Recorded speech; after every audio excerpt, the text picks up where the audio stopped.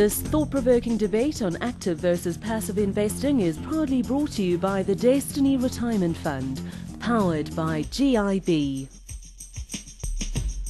I have repeated many times over the years that to build a successful retirement fund company, one needs to have first-class fund consulting, a faultless, perfect administration hub, and investment returns that are consistently excellent.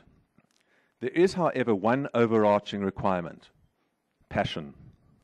We have the most passionate, service-orientated, and principled people, or as I like to feel, partners at GIB Employee Benefits. I don't mention principles lightly. One of the reasons for getting our license in the first place was for the opportunity to play a role in an industry which at the time was dominated by the large life assurers.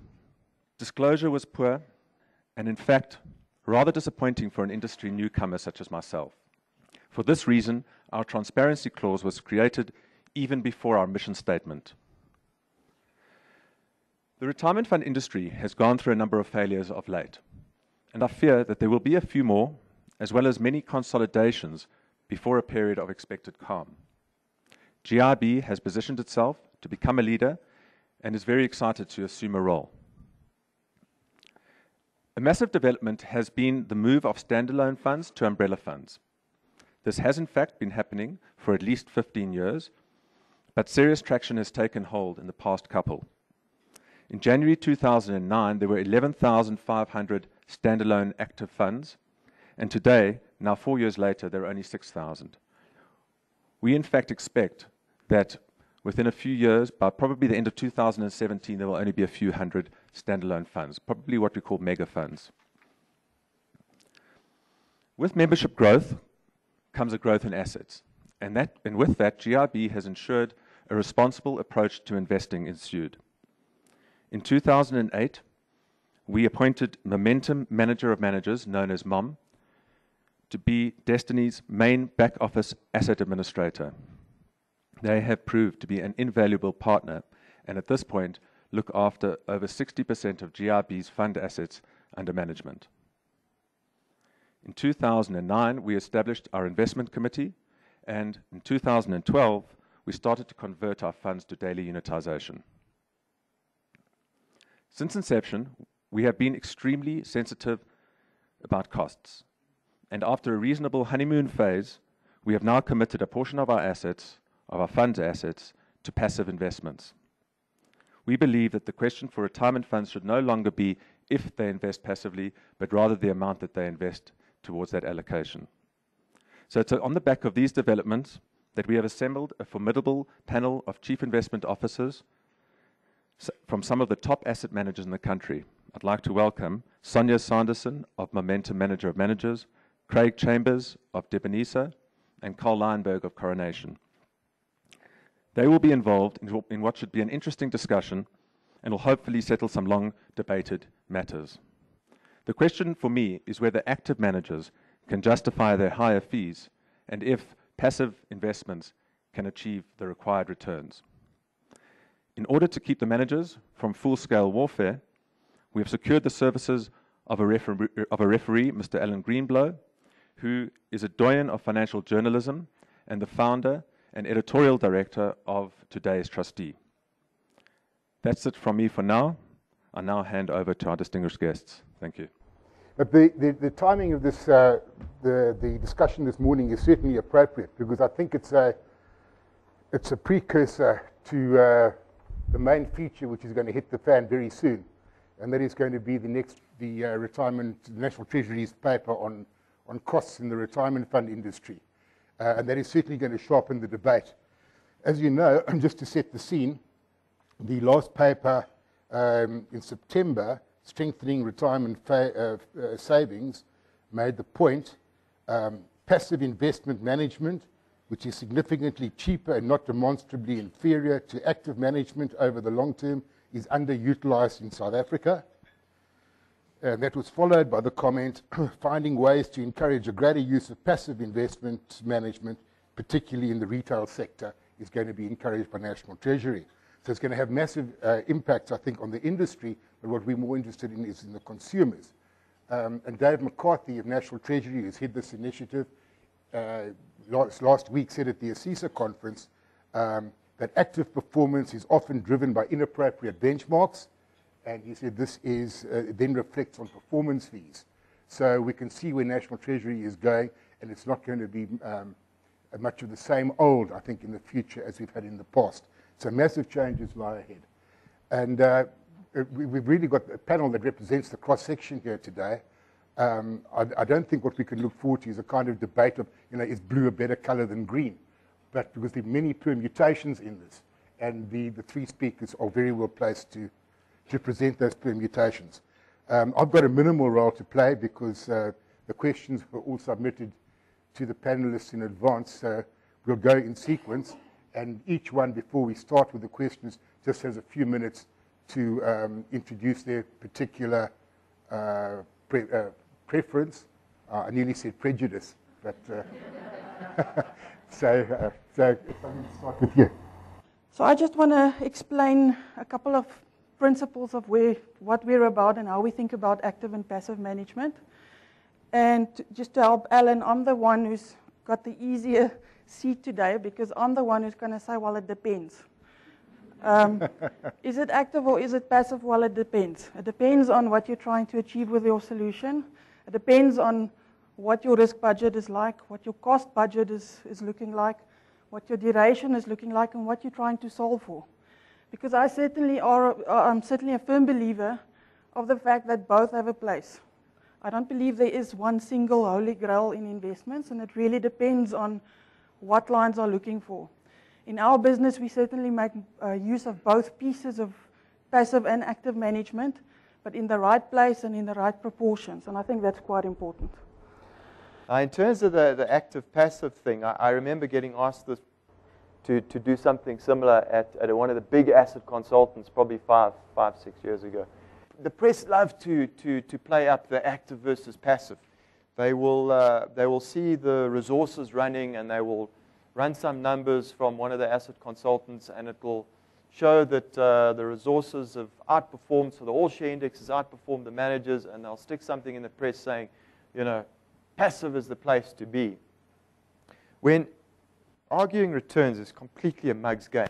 There's going to be times when the active guys, just like Sonia's shown, are ahead of the game, and there's going to be times when the benchmark is ahead of the game. It's completely unrealistic. No pension fund invests everything in passive.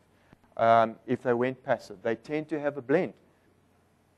We don't, as Coronation, feel at all threatened by all this talk on passive, and almost in a way welcome it, because the more passive money there is out there in our markets, the more inefficient our market's going to become, the more investors are going to be buying high and selling low, which is what passive investing forces one to do.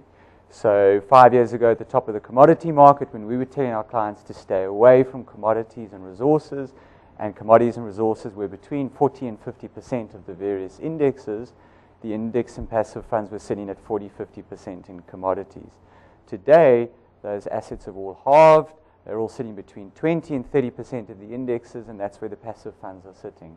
So I think that the first rule in investments is buy low, sell high, own more when prices are low, and own less when prices are high. And I think passive investing forces you into the opposite, and that's good news for us.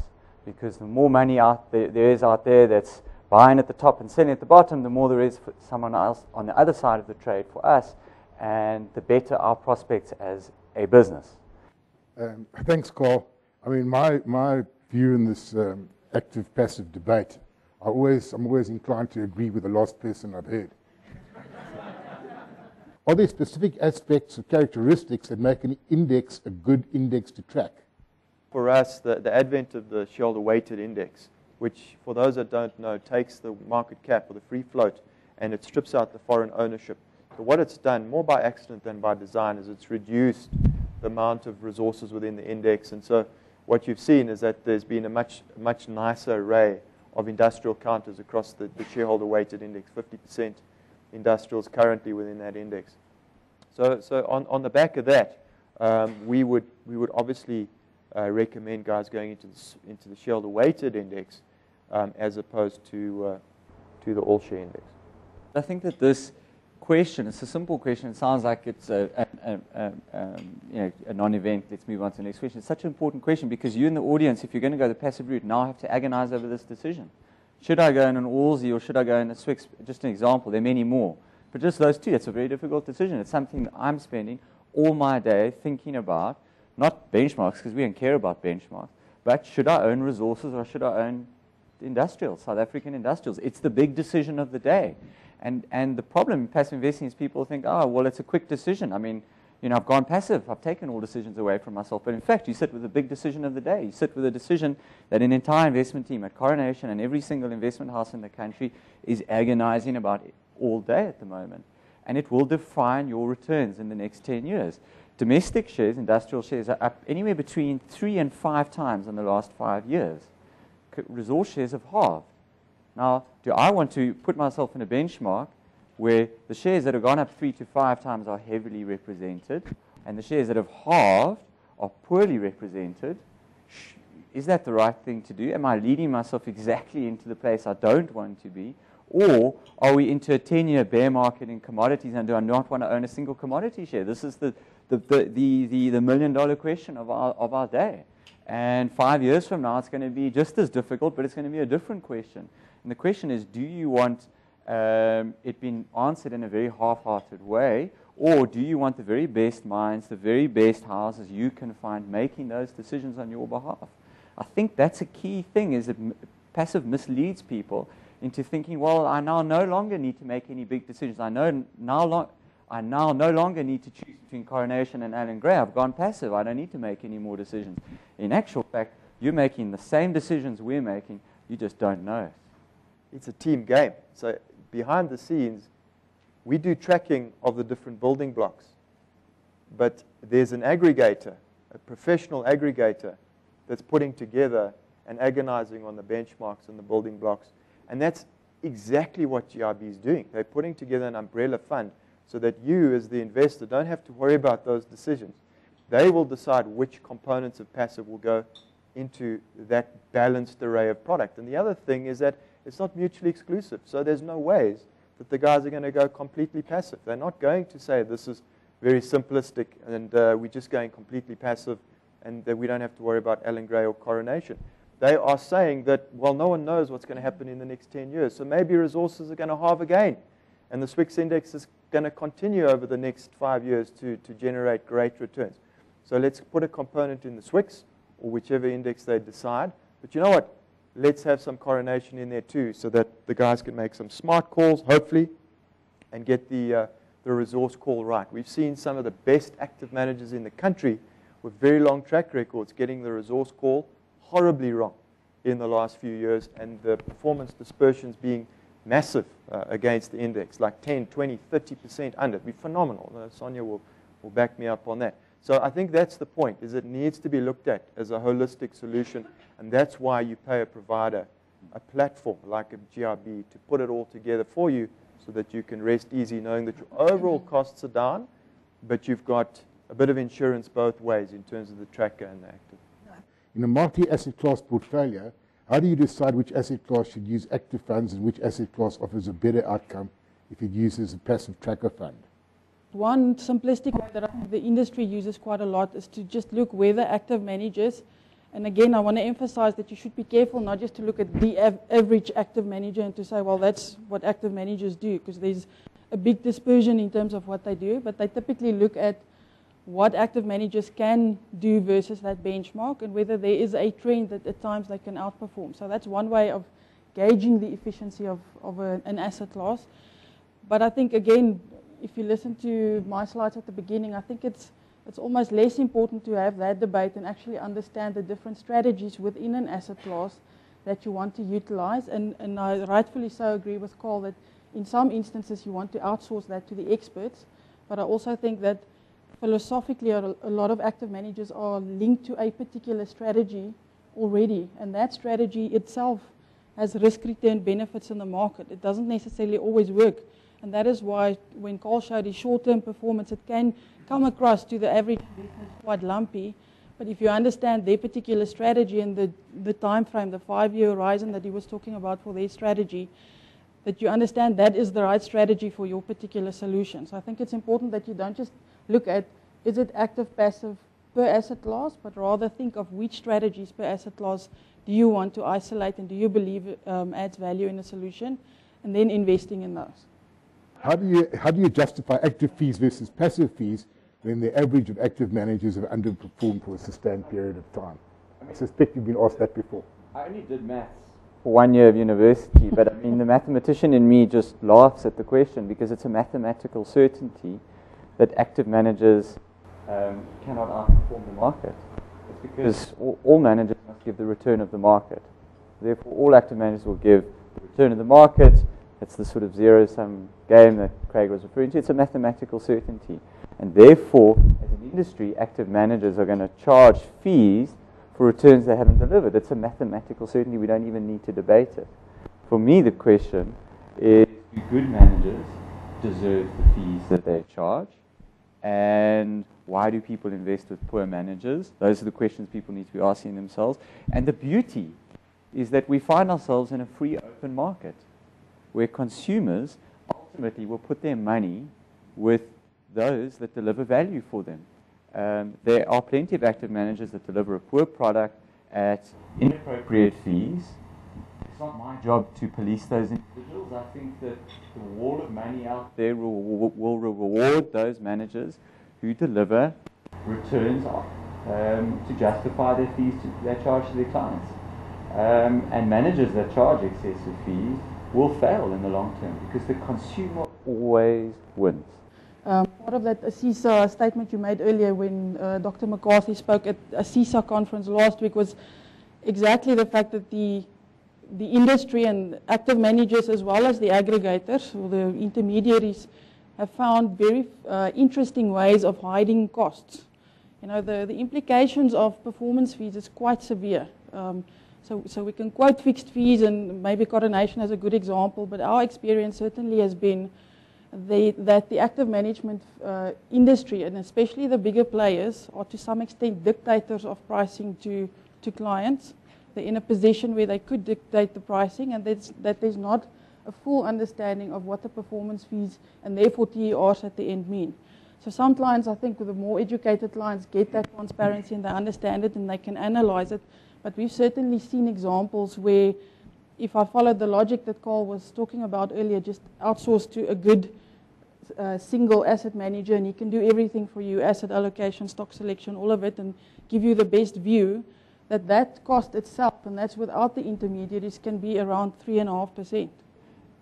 You get good and bad fund managers, you get good and bad advisors, you get good and bad intermediaries, you get appropriate and inappropriate fees, and you know it's a difficult industry, and I think that's part of the problem with the way in which we shape these debates. Is we argue, are intermediaries good or bad? Is advice good or bad? Is active good or bad? Is passive good or bad? And that's really our key point. We actually have no desire to defend the active industry. We have no desire to defend, you know, life offices that delivered paltry returns to South Africans for 3 decades.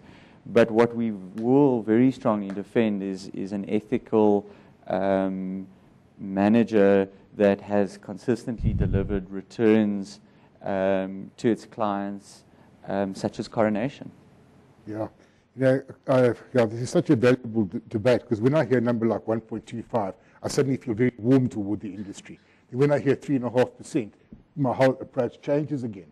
And you know, as a relatively informed consumer, I get immensely frustrated when I talk to a good financial advisor who tries to sell me a product. There are fees in there that I've actually never heard of. And then I find out from somebody else that if I actually buy that same product on the internet, my cost reduces very significantly. So where is the marketing to say, this is the way you can buy that product more cheaply? And also, I would just like to throw into this something that Dave McCarthy is very strong on. He says the industry is creating products that are far more complex than consumers can understand. And that is in order to actually get away with high fees, performance-based fees. Okay. If we could just have some comment on that. Really, I mean, the question is quite complex, but basically what they are and when they're deserved.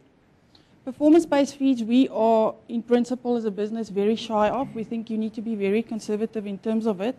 I think it evolved more from the active fund management industry itself, and with a noble cause, in fact. The idea was to align clients' interests with what you're delivering for them, right? So the idea from a coronation's perspective will be, I'm targeting a particular outcome, and if I reach that outcome, then I should be rewarded for it appropriately. So there will be a base fee and some performance component depending on what your performance is. So the idea sounds conceptually grounded, and it sounds like it's aligned to clients.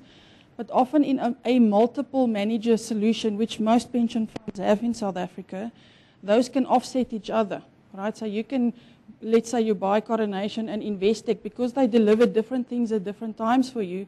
In aggregate net of fees, you could be getting closer to the market without actually getting the benefit of that total aggregated performance fee. So it's something that you need to be careful of. And then the details of, is it a capped fee? Is it measured over a period that is in line with the duration of what you're expecting from that particular manager?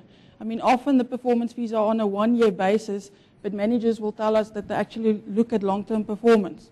Or it will be an uncapped fee, or you know, there's all sorts of ways that that's structured in a particular way, not always from a sinister intent, but because the active manager doesn't always understand how it's used in an overall solution.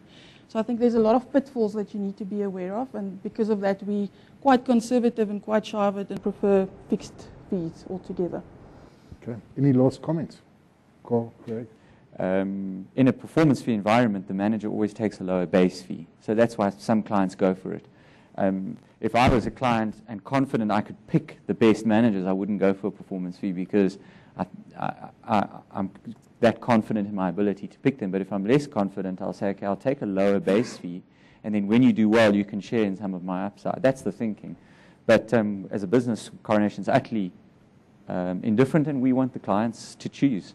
Yeah, I think my concluding comment, Alan, is you know, I can only talk for myself from my own personal investing, and I want to know that I have a blend of investments that I can sleep easy at night, no matter what's happening in the world. So I want to wake up in the morning and read that the oil price has gone up and go, fantastic. Well, I know that Sasol is a big portion of my passive component, so you know, I'm okay with that. Or the rand's tanked out tomorrow. Well, that's great because I've got the Coronation balance and they've maxed out on their international exposure. Or you know, resources continue to go from the value trap. You know, they go from worse to even worse. And Pick n Pay has picked up its game, and my industrial component within my passive continues to outperform. So you know what?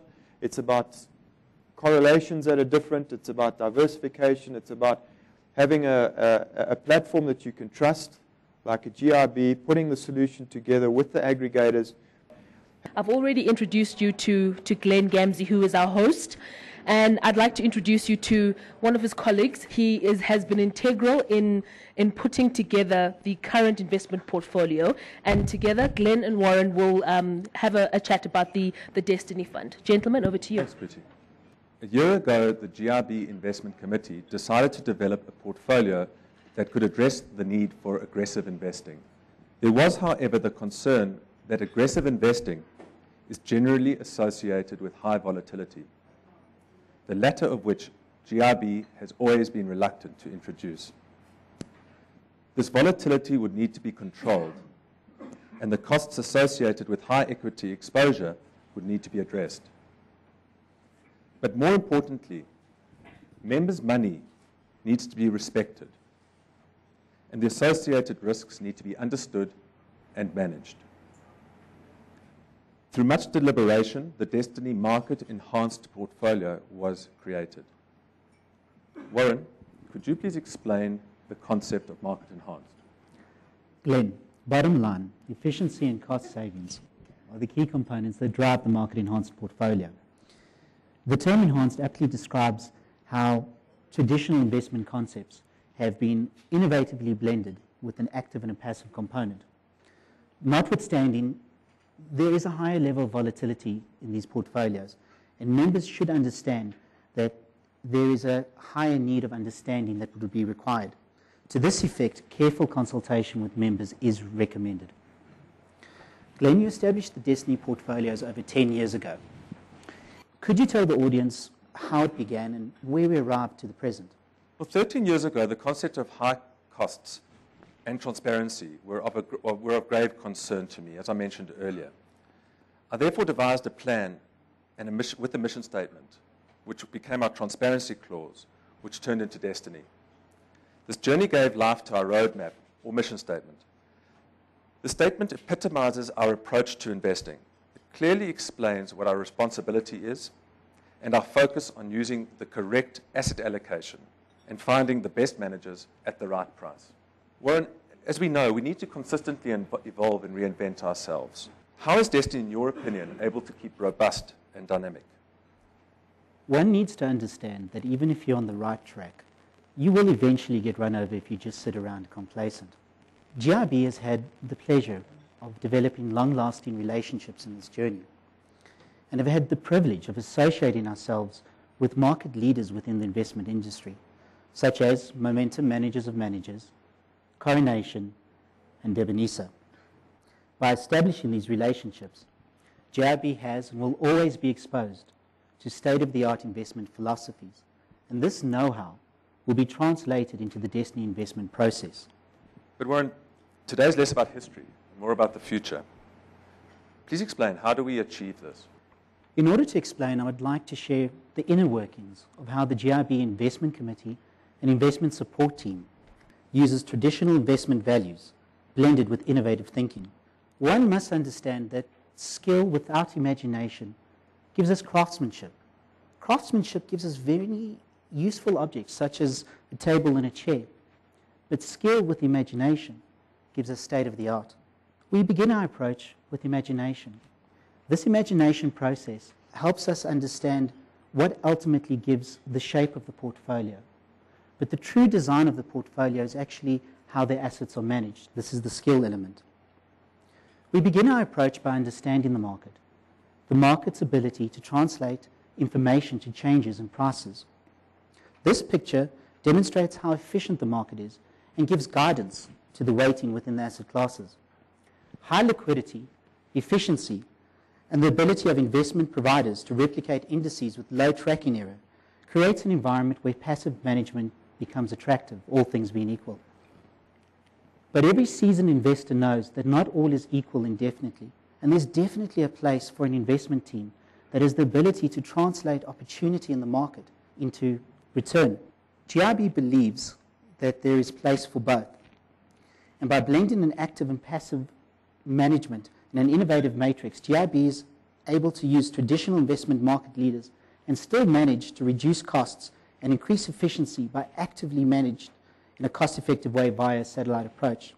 The last part of the strategy is to actually look for ethical and efficient investment teams that have track records and have a clear direction. You simply don't want to put money with an individual or a team that just has flavor of the month thinking.